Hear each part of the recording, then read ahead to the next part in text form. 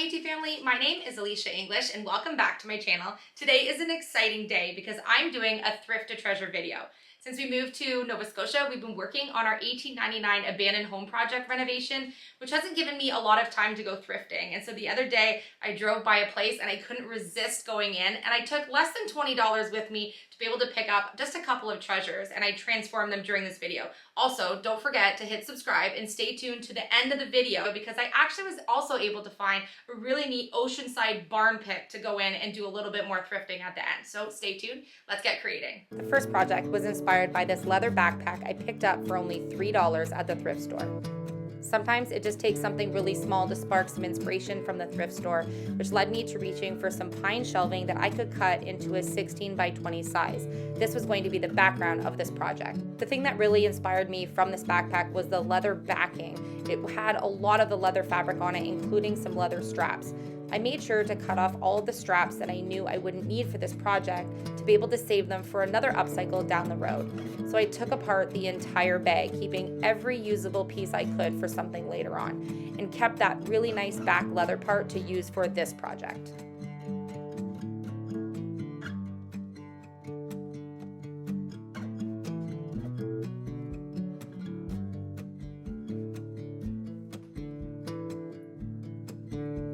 As you can see, I was left with a lot of scraps that I can use later on, so I made sure to write down any ideas I had while I was taking this apart in my notebook. I had this beautiful piece of leather from the back of the bag, which I knew was going to be the right size to be able to cut into the sizes that I needed. So my idea was to create these little pockets that could then hold some stationery, some little office supplies, and even some of my favorite notebooks in it. So I needed to make sure that the measurements for these were exact to make sure they were even on the back of the board I was going to create.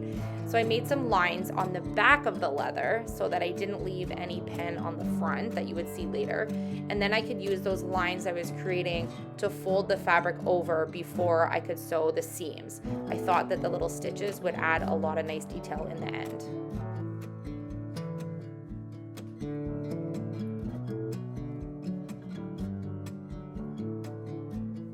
Once I made the lines that I wanted, I cut just outside, about 1/4 of an inch from the lines. That way when I folded it over, those lines would guide me.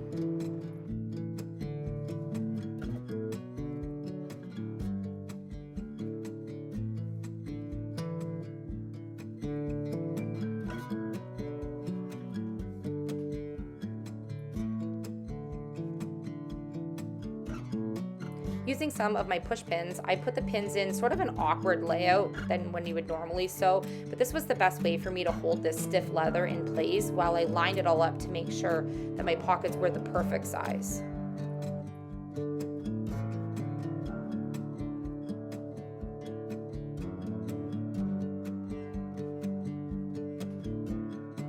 Then I broke out my sewing machine and started sewing the seams of my pockets. I created one large pocket and then 2 smaller ones for the top of my project.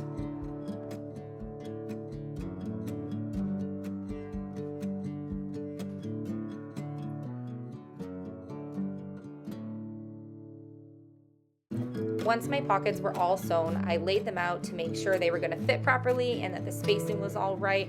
And then I went back to that pine board to give it an incredibly good sand.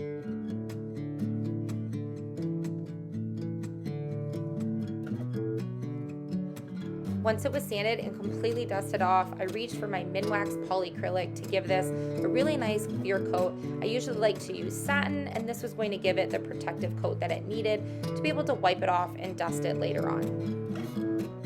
Since I wanted this project to hang, I used my measuring tape to make a mark where I was going to use a drill bit to make 2 holes in the top. These holes were going to be where my jute hanger was going to go.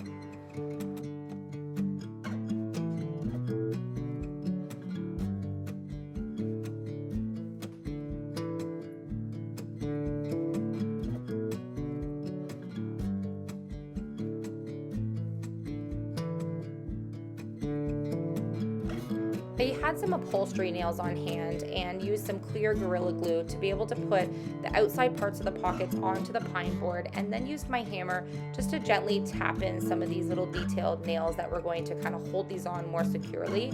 I thought that since I was going to put some heavier notebooks in the bottom pocket, that it might be a good idea to have something more than just the glue.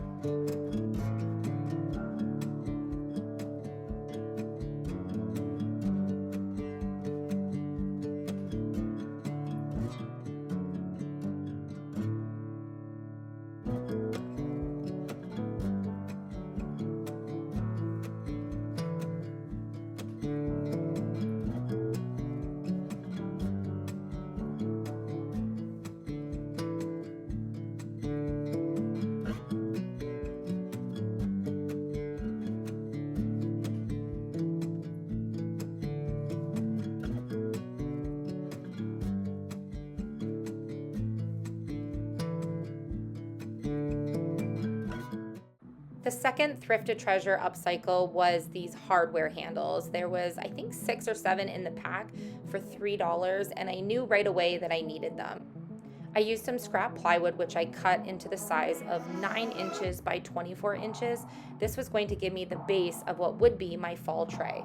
I also measured beforehand some old tiles that I had that I wished to upcycle that were approximately the size of being able to have 3 of the tiles on the bottom of my tray. So that gave me the dimensions that I needed for this custom tray.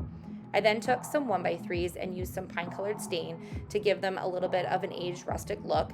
I didn't overly sand the 1x3s because I really didn't want them to look like new wood.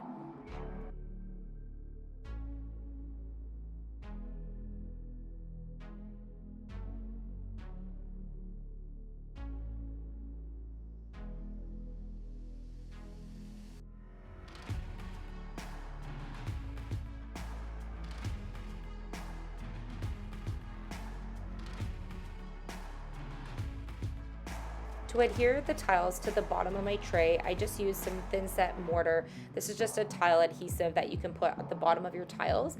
You can see these vintage tiles that I found were only 49 cents each, so I only had 3 of them, and I used them for the bottom of this tray, so I just applied it generously, knowing that I really didn't need to use any grout because the tiles were going to fit in nice and tight in this custom tray that I made.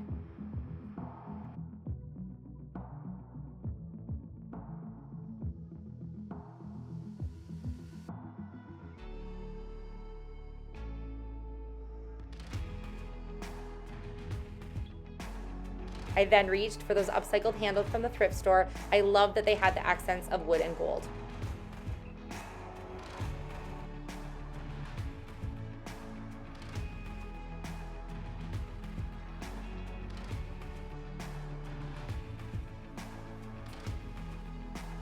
I also picked up this amazing white vase that I thought was for sure the cutest little white jug I'd ever seen, and it was only $4.99, and these little wood salt and pepper shakers, which I paid $1.99 for.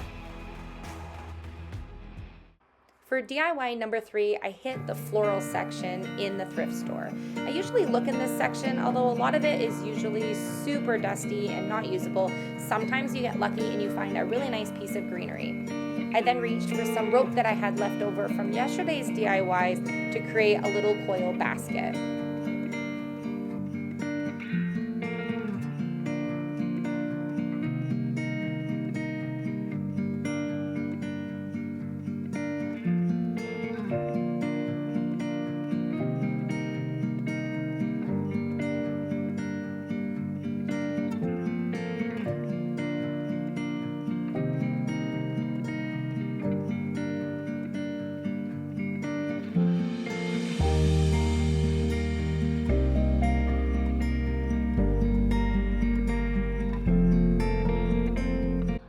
Once my little jute coil pot was made, I made a whole bunch of strips of this white contrasting jute that I had. I wanted to make a few little tassels that would hang on this cute little planter coil stand.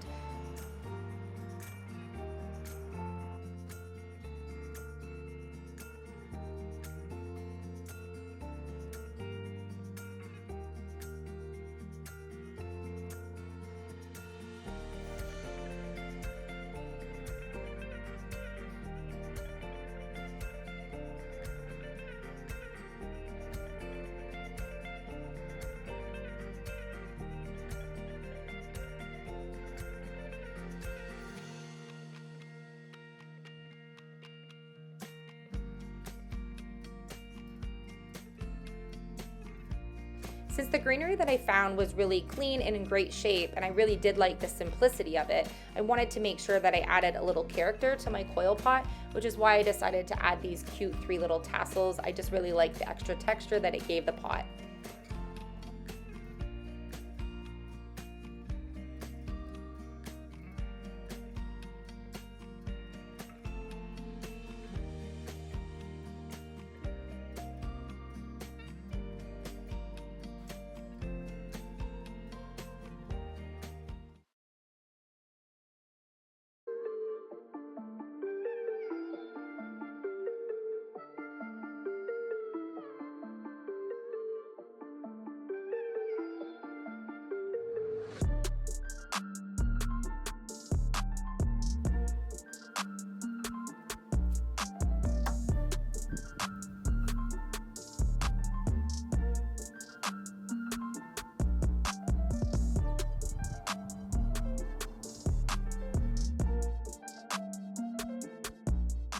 Took a look inside both of the bays that they had here and decided on just a couple of small items. I want to be able to support the yard sale that they're doing. I want to show you just a little tiny pile of stuff I picked up. I have about $5 worth of items that I think would be really cute. I picked up this T&P little brass item that I thought would be really cute for our guest room. Phil's parents' names are Paul and Teresa. A really cute square frame, and I love the circular matting. A set of salt and pepper shakers that I thought would be really cute to do a DIY on, an ocean puzzle for the boys, and if you've been following our channel, you'll know why I picked up this really cute vintage squirrel. I had a lot of fun creating in today's video. Thrift shopping is my absolute favorite. As many of you know, Phil's mom and dad are visiting us from Ontario for 2 weeks, which means that mom and I get to go do a little bit of mom and me thrifting this week. So we're gonna go on the hunt to find some places that we've never been before. So stay tuned for some more Thrift to Treasure videos. I wanna know what your favorite project was in this video and what is your favorite thing to look for when you go to the thrift store. Leave the comment down below. I love you guys. Thank you so much for watching, and I will see you on tomorrow's episode.